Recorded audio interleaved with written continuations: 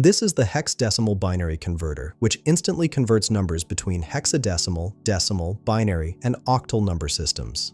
The calculator has one input field labeled Enter Number Any Base, where you can input values in any of the four number systems. The placeholder shows examples like 255, FF, 1111, 111, or 377, indicating it accepts decimal, hexadecimal, binary, and octal formats respectively.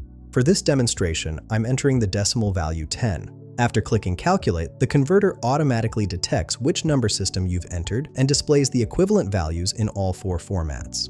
When we input 10 in decimal, the calculator shows us the conversions across all number systems. You'll see the decimal representation. The hexadecimal equivalent, which uses base 16 with letters A through F, representing values 10 through 15, the binary representation showing the number in base 2 using only ones and zeros, and the octal representation in base 8.